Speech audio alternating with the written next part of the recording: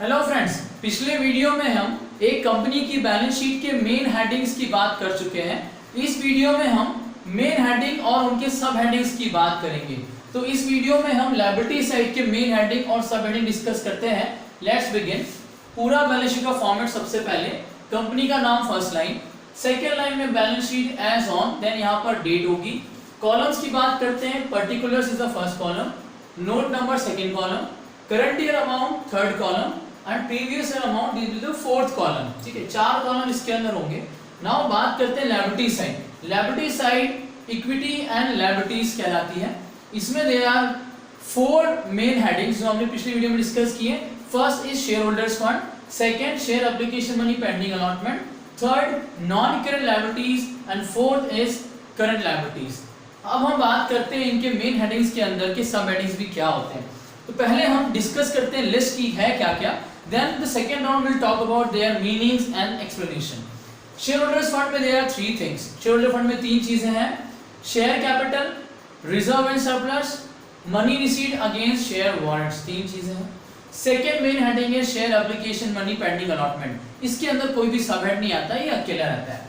Third main heading है non current liabilities. इसके अंदर चार चीजें हैं, long term borrowings, deferred tax liabilities, other long term liabilities and long term provisions. Next and last main heading है liability side का fourth, current liabilities. ये main headings four और इनके अंदर के सब headings हैं। Now let's see their meaning one by one. concept ये अंदर जो सब headings हैं इनके क्या concept है, क्या meaning है। Let's start once again. First main heading shareholders fund. इसके अंदर तीन चीजें, पहला है share capital. Now the share capital means when company issue shares. Company जब शेयर इशू करती है, इक्विटी शेयर्स हो या प्रेफरेंस शेयर्स हो, उनसे जितना भी कैपिटल कंपनी ने इकट्ठा किया बाय इशू ऑफ शेयर, वो टोटल अमाउंट शेयर कैपिटल में आता है। यहाँ पर दो शेयर्स आएंगे, equity and preference. Second sub head है रिजर्व एंड सरप्लस। दो पार्ट है, रिजर्व एंड सरप्लस। इसके अंदर पहला there are 7 types of reserve हम यहाँ पर आते हैं। क्वेश्चन में या हमको कोई भी रिजर्व दिया हो, अगर एनी रिजर्व, अगर किसी भी टर्म के साथ में रिजर्व वर्ड आ जाता है, तो that reserve we write under this sub heading reserve and surplus में। 7 टाइप्स के डिफरेंट रिजर्व्स होते हैं, वो हम नेक्स्ट वीडियो में बात करेंगे कौन से। तो यहाँ पर सारे रिजर्व लिखेंगे एंड 7 रिजर्व के अलावा यहाँ पर हम सरप्लस लिखते हैं। Surplus that is the profit of the company. Surplus means यहाँ पर हम बिजनेस का प्रॉफिट, करंट ईयर का प्रॉफिट, प्रीवियस ईयर के रिटेन अर्निंग अगर होंगे सारे, तो वो सारे मिलाकर के प्रॉफिट। तो 7 रिजर्व एंड 1 प्रॉफिट। 8 आइटम यहाँ पर आते हैं जिनका टोटल हम इसके सामने अमाउंट कॉलम में करेंगे। Then third item money received against share warrants. Money received against share warrant. अब ये क्या है, क्या होता है, कंपनी शेयर इशू करके पैसा लेना चाहती है, but due to certain conditions company share issue नहीं कर पा रही है, कुछ लिमिटेशंस है कंपनी के, बट कंपनी को कैपिटल चाहिए, पैसा पब्लिक से चाहिए। तो कंपनी क्या कर सकती है, on some terms and condition public से पैसा लेती है और उन्हें ये प्रॉमिस करती है कि आफ्टर अ स्पेसिफिक पीरियड ये जो पैसा पब्लिक हमको दे रही है और उसके बदले में हम उनको अभी शेयर नहीं दे रहे हैं, उसके बदले में हम उनको अभी शेयर वारंट्स दे रहे हैं। दैट मीन्स कि आफ्टर अ स्पेसिफिक पीरियड उनके ये शेयर वारंट्स ऑटोमेटिकली शेयर में कन्वर्ट हो जाएंगे। तो ये शेयर वारंट है। फॉर नाउ, फॉर टाइम भी, फॉर एग्जांपल 5 ईयर के लिए ये अभी शेयर वारंट रहेंगे and after 5 year automatically this will become shares and ये यहाँ से हट जाएगा ये वाला amount and this will be added here in share capital. तो this is money received against share warrant right now and future में this will be converted to shares. तो ये तीन सब हेडिंग्स थे शेयर होल्डर्स फंड में।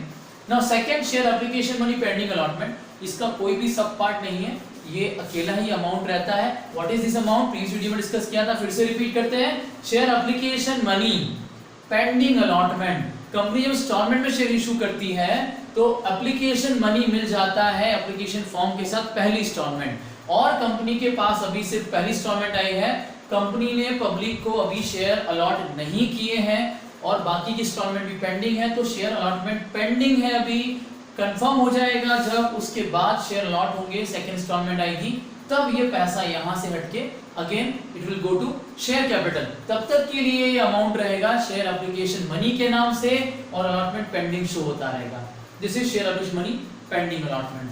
Third main heading है non current liabilities, इसके अंदर के सब हेडिंग्स की बात करते हैं। तो first one long term borrowings, any kind of boring, any kind of loan जो हमने किसी से उधार लिया है लॉन्ग टर्म के लिए। Now here the meaning long term means होगा गाइस मोर देन 1 ईयर। यहाँ पर जो भी बोरिंग आपने की है वो उसको रीपेमेंट करने के लिए आपको 1 ईयर से ज्यादा का टाइम मिल रहा है, that is long term borrowing. कुछ एग्जांपल अभी शॉर्ट में बात करते हैं। डिबेंचर्स एंड बैंक लोन, ये सारे 1 ईयर से ज्यादा के लिए हम उधार लेते हैं मार्केट से। Second is deferred tax liabilities. अब ये क्या होता है? ये एक वन काइंड ऑफ टैक्स की लायबिलिटी है जो हम पर आई हुई है। क्यों आई है? Actually this is the difference between accounting income and taxable income. Accounting income जो हमने कैलकुलेट की है, टैक्सेबल इनकम जो एक्चुअली टैक्स पे हुआ है, जो टैक्स डिपार्टमेंट ने कैलकुलेट किया है, that is taxable income. So this is the difference between accounting income and taxable income. ये डेफर्ड टैक्स लायबिलिटी में शो होगा, ठीक है। थर्ड सब हेडिंग है अदर लॉन्ग टर्म लायबिलिटीज। कुछ फिक्स्ड लायबिलिटीज जो लॉन्ग टर्म है वो यहाँ होगी, डिबेंचर्स, बैंक लोन या loan from any financial institution. यहाँ पर अदर लॉन्ग टर्म लायबिलिटीज, इसका बेस्ट एग्जांपल देता हूँ। क्रेडिटर्स जो होते हैं वो वैसे तो करंट लायबिलिटीज होते हैं, but due to certain condition, कुछ टर्म्स कंडीशन पर हमने उनके साथ कुछ नेगोशिएशन किया है क्रेडिटर के साथ, एंड वी डिमांडेड कि भाई हम लोग आपका पेमेंट विद इन 1 ईयर नहीं कर पाएंगे, we need more time to repay creditors का। तो अगर ऐसा कोई केस है क्रेडिटर्स को हम आफ्टर 1 ईयर या 12 मंथ के बाद पेमेंट करने वाले हैं, तो दैट अमाउंट ऑफ क्रेडिटर कहलाएगा यहाँ पर अदर लॉन्ग टर्म लायबिलिटी, वो हम यहाँ शो करेंगे। And the fourth one is long term provisions. Company बहुत सारे रिजर्व्स एंड प्रोविजंस बनाती है। रिजर्व्स बनाती है वो यहाँ रहते हैं। प्रोविजंस अगर बनाते हैं तो प्रोविजंस भी दो कैटेगरी के होंगे। कुछ होंगे जो हम शॉर्ट ऑब्जेक्टिव के साथ कुछ मंथ्स के लिए बनाते हैं, और कुछ होंगे लॉन्ग ऑब्जेक्टिव के साथ जो मोर देन 1 ईयर के लिए हमारे पास बिजनेस में रहेंगे। तो वो सारे प्रोविजंस जो कंपनी ने मेंटेन किए हैं फॉर मोर देन 1 ईयर, वो सारे प्रोविजन यहाँ लॉन्ग टर्म प्रोविजन में शो होते हैं। Guys, so these are the 4 subheads under non-current liabilities. Next main heading है हमारा current liabilities. Current liabilities में there are 4 subheads. पहला है short term borrowing. Short term borrowing हमने कहीं से उधारी लिया है। यहाँ पर हमने long term borrowing किया था, बैंक से लोन लिया था more than 1 year, debenture issue किए थे that is more than 3-5 years होते हैं। यहाँ पर हमने कुछ उधार लिया है और ये उधारी हमारी 1 ईयर के लिए है सर। हम 1 ईयर के अंदर ये जो भी हमने बोरिंग किया है we are going to return it. किसी फ्रेंड से लिया होगा, किसी भी पर्सन से, किसी भी इंस्टीट्यूशन से लिया है, बैंक से भी हो सकता है कि 6 मंथ के लिए शॉर्ट टर्म पीरियड के लिए हमने कोई लोन लिया है, तो that short term borrowing will come here, ठीक है। Second is trade payables. Trade payables includes 2 things. यहाँ पर एक तो क्रेडिटर्स आते हैं और बिल्स पेबल आते हैं। क्रेडिटर्स वो नॉर्मल हमारे सप्लायर्स हैं जिनसे हम रेगुलर बेसिस पे क्रेडिट में गुड्स बाय करते हैं, and the second bills payable कि हम कहीं नई जगह से अगर मान लो खरीद रहे हैं, वो कुछ सिक्योरिटी चाहते हैं, तो फॉर दैट पर्पस वो हमसे बिल्स एक्सचेंज साइन करवा लेते हैं, वो उसे हम बिल्स पेबल कहते हैं। तो बिल्स पेबल का टोटल अमाउंट एंड क्रेडिटर्स का total amount together we write here under this trade payable subheads, right.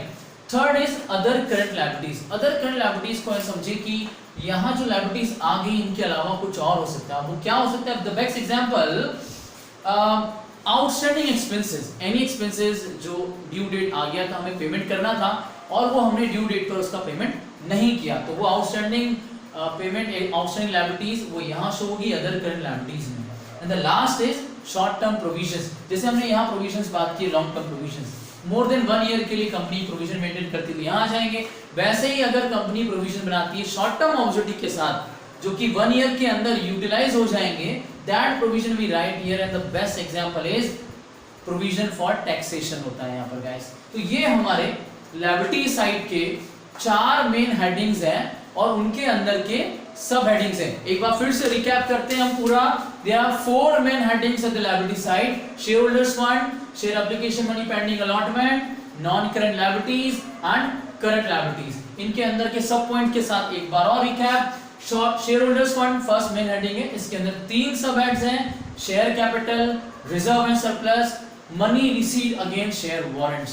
Second main heading है share application money pending allotment. Third main heading है non current liabilities, इसके अंदर 4 sub heads हैं: long term borrowings, deferred tax liabilities, other long term liabilities and long term provisions. Last fourth main heading है current liabilities, इसके 4 sub heads हैं: first one short term borrowings, second trade payables, third other current liabilities and fourth short term provisions. Guys तो ये हमारा liability side हुआ, यहाँ पर total लग जाएगा 2 इयर्स के अमाउंट है और total amount liability side close.